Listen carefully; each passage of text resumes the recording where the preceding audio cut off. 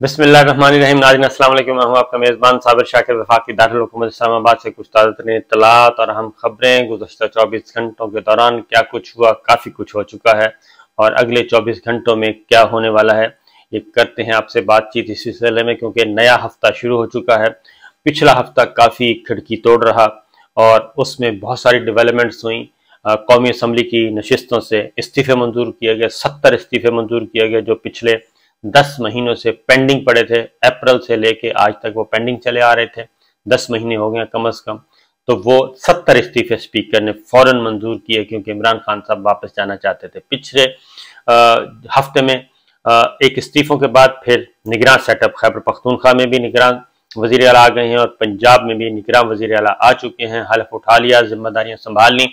अब अगले हफ्ते में इन्होंने अपनी काबीना तश्कील देनी है। वजीर आला खैबर पख्तूनख्वा ने भी और वजीर आला पंजाब मोहसिन नकवी साहब ने अपनी काबीना तश्कील देनी है। और इस काबीना के अरकान आपको बताएंगे कि आगे इरादे क्या हैं। उसकी रीज़न ये है कि अब तक जो इमरान खान साहब के मुखालफिन हैं वो अपनी फील्डिंग सेट करते जा रहे हैं, लेकिन जो सबसे ज़्यादा इस मामले में जो बेनकाब हुआ है इदारा वो है election commission of Pakistan. Election commission of Pakistan का एक ही काम है कि वो मुल्क में फ्री एंड फेयर इलेक्शन करवाए, ऐसे इलेक्शन करवाए जिसके बारे में कोई उंगली ना उठा सके। इलेक्शन कमीशन को गैर जानिबदार होना चाहिए, किसी की साइड नहीं लेनी चाहिए। लेकिन अब तक अप्रैल से लेके आज तक इलेक्शन कमीशन ऑफ पाकिस्तान ने ऐसे कितने ही पैंतरे बदले जिसका वाहिद मकसद, और ऐसे लगा कि उनका जो टारगेट है इलेक्शन कमीशन का, खासतौर पर चीफ इलेक्शन कमीशनर उनके सरबराह हैं, उनका हदफ जो है वो है पाकिस्तान तहरीक इंसाफ। इसके अलावा कोई और हदफ नहीं है। तरतीब से अगर आप देखते जाएं, ममनुआ फंडिंग से लेके तोशा खाना तक और कौमी असम्बली के इस्तीफों से लेके निगरान वजीर आला की तकर्री तक, उन्होंने कोई ऐसा इक़दाम नहीं किया जिससे कि इमरान खान की अपोजिशन को कोई नुकसान पहुंचे, बल्कि उन्होंने इमरान खान की अपोजिशन को छोड़ के सिर्फ इमरान खान और पाकिस्तान तहरीक इंसाफ को फोकस किया। बल्कि इमरान खान का साथ जिसने भी जुड़ने की कोशिश की, वहां पे भी इलेक्शन कमीशन ऑफ पाकिस्तान ने सपोर्ट किया इमरान खान की अपोजिशन को। यानी कि काफली का मामला हुआ, चौधरी परवेज इलाही साहब, चौधरी शुजात साहब, तो वो चौधरी शुजात साहब के साथ खड़े हो गए। ये सारी चीजें आहिस्ता आहिस्ता आगे बढ़ रही हैं, मीडिया में आ रही हैं, सब देख रहे हैं, लेकिन इस पे किसी किस्म का कोई नदामत नहीं है, उनको कोई पशेमानी नहीं है और वो सीने पे हाथ मार के कहते हैं कि जी बिल्कुल हम कर रहे हैं। क्योंकि ये सारा क्राइसिस ना होता और पाकिस्तान के अवाम आज इस तरीके से रुल ना रहे होते अगर इलेक्शन कमीशन ऑफ पाकिस्तान की तरफ से कमरा अदालत नंबर 1 में जाके ये ना कहा जाता कि जी हम इंतखाबात करवाने के लिए तैयार नहीं हैं। हालांकि उस वक्त इंतखाबात हो सकते थे, और अगर उस वक्त इंतखाबात हो जाते तो इस वक्त नई हुकूमत होती, ना IMF के साथ मामला तय करने पे दुश्वारी होती, ना हमारी इकॉनमी इस हद तक बर्बाद होती, ना हमारा मुल्क अदम इस्तेहकाम का, सियासी तौर पे अदम इस्तेहकाम का शिकार होता, ना सिक्योरिटी के मामले में अदम इस्तेहकाम का शिकार होता। लेकिन चूंकि वो सारे का सारा खेल खेला गया था, नए आर्मी चीफ की अपॉइंटमेंट और बाजवा साहब की कंटिन्यूटी, बाजवा साहब की एक्सटेंशन, बाजवा साहब का उमूर मुमलिकत संभालने की ख्वाहिश, उस वजह से ये सारा खेल खेला गया था। और अब जो सारा मलबा है वो तो आ गया पॉलिटिकल प्लेयर्स पे।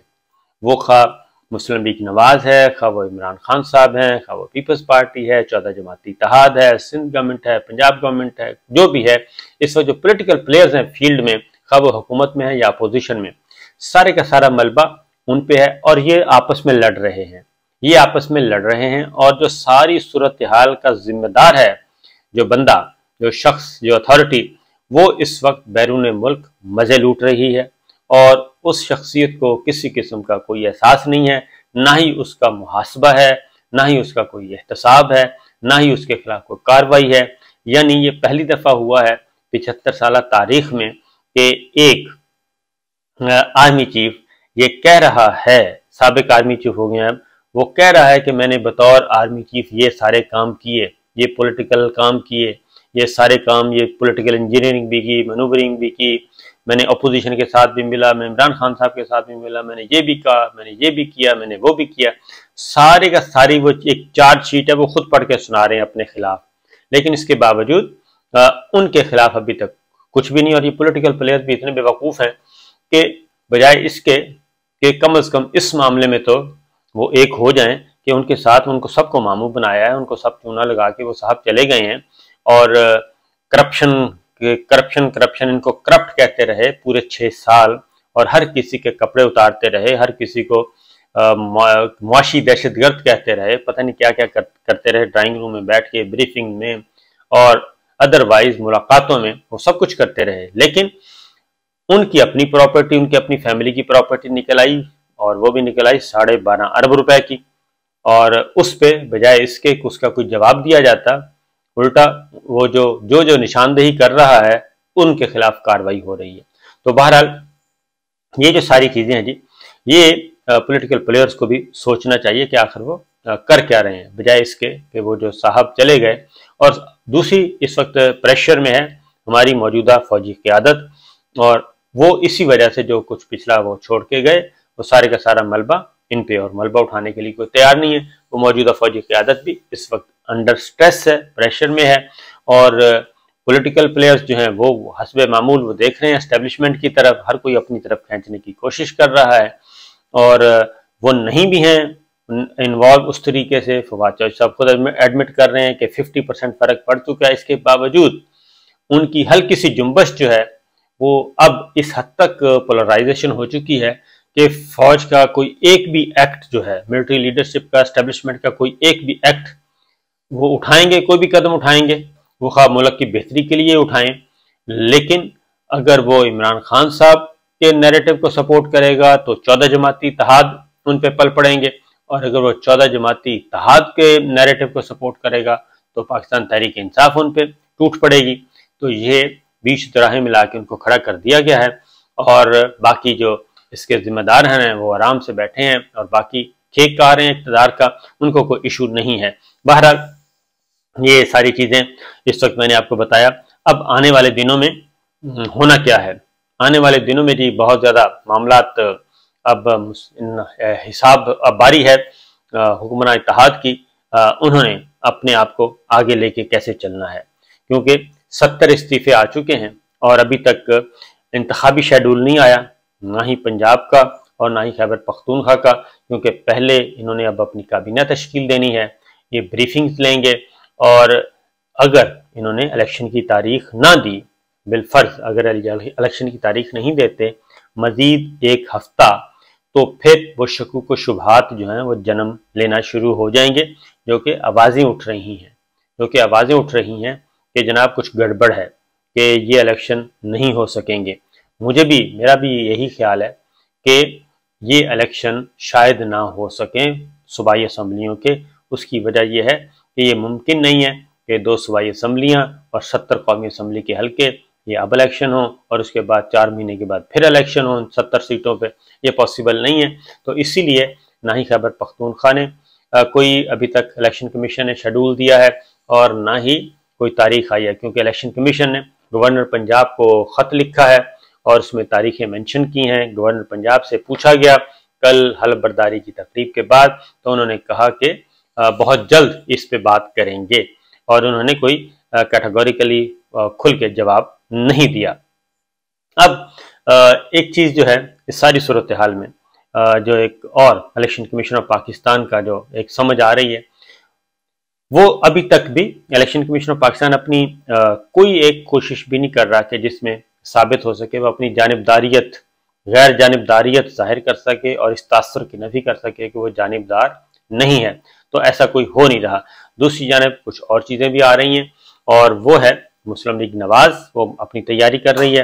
मुस्लिम लीग नवाज अपनी इलेक्शन कैंपेन के लिए माहौल बना रही है, और उनका हदफ होगा फौज, अदलिया और साथ ही साथ कुछ और एलिमेंट्स उनको मिलाया जाएगा, उनके खिलाफ आएंगे। एक और चीज़ भी मैंने सोची, ये मोहसिन नकवी साहब, क्योंकि पहले नजम सेठी साहब को लेके आए थे, वो जर्नलिस्ट थे। पिछली दफ़ा केयर टेकर जो 2018 में आए वो डॉक्टर हसन अस्करी थे, वो तो प्रोफेसर हैं। अब जो आए वो मोहसिन नकवी साहब हैं, वो भी जर्नलिस्ट हैं। तो पंजाब में ख़ास तौर पे जर्नलिस्टों को क्यों फोकस किया जाता है? तो जो इस वक्त समझ आ रही है बात, जो इस वक्त भी जो किया गया, उस वक्त भी नजम सेठी साहब बड़े ग्रुप के साथ थे जी, लिंक थे, उनके एम्प्लॉयमेंट उनके पास थी। तो लिहाजा नजम सेठी साहब को ला के मीडिया को भी उस वक्त अपनी फेवर में इस्तेमाल करने की कोशिश की गई थी और उसका फ़ायदा भी उन्होंने लिया था। एक तरफ नवाज शरीफ साहब थे, दूसरी तरफ नजम सेठी साहब, और उन्होंने मिलकर ये काम किया। अब भी मोहसिन नकवी साहब का भी, जो मोहसिन नकवी साहब से जो सबसे ज़्यादा पंजाब में, क्योंकि वो खुद टीवी ओनर्स, टीवी के मालिकान हैं, टेलीविज़न चैनल्स के, अखबार के मालिक हैं और एक तवील अरसे से सहाफ़त में हैं, फिर लाहौर बेस्ड हैं और वहीं पे सारा मीडिया है पंजाब का, लाहौर का पूरा, पंजाब का पूरा मीडिया लाहौर में मौजूद है। और वो कहते हैं कि जिसने लाहौर में बैठ के लाहौर के मीडिया को यूटिलाइज कर लिया, अच्छे तरीके से मैनेज कर लिया, तो इसका मतलब है आपका 70% काम वैसे ही हो गया, क्योंकि नैरेटिव जो है, बयानियाँ बनाना है, आवाम में ये सारा तासुर जो कुछ लेके जाना है वो मीडिया के थ्रू ही जाना है। और अगर आप मीडिया में से ही किसी एक बंदे, तगड़े बंदे को आप वजीर आला बना देंगे तो वो फिर अज खुद उसको, उसकी शर्म हया भी थोड़ी सी नहीं बल्कि काफ़ी ज़्यादा की जाती है, शर्म हया भी की जाती है। और उनके अपने ताल्लुकात भी हैं, रिपोर्टर से लेके टीवी ओनर्स तक, वो पीबीए में भी बैठते हैं। तो इसलिए ये सारी चीज़ें जो हैं माइनस प्लस करके जरदारी साहब ने ये काम किया है, ताकि वो कहते हैं कि जिस बिरादरी से सबसे ज़्यादा ख़तरा है उसी बिरादरी के बंदे को के सुपुर्द कर दें मामला, वो खुद ही हैंडल करेगा। तो अच्छी बिसात बिछाई गई है। इमरान खान साहब को जो एज हासिल है वो किसी और को नहीं है, वो 14 जमाती इत्तेहाद को भी हासिल नहीं है। 14 जमाती इत्तेहाद के साथ जो इस्टेब्लिशमेंट का एक पोर्शन उनको सपोर्ट कर रहा है, जो स्पॉट फिक्सेस कहलाते हैं, वो उनको भी वो एज हासिल नहीं है जो इमरान खान को है। वो है अवाम की भरपूर हिमायत। उससे फ़ायदा कैसे उठाना है, उसको ज़्यादा से ज़्यादा यूटिलाइज कैसे करना है, ये है इमरान खान साहब का फ़न। इमरान खान साहब को भी अपनी अच्छी टीम बना के आगे बढ़ना चाहिए। इजाज़त दीजिए, अल्लाह हाफ़िज़।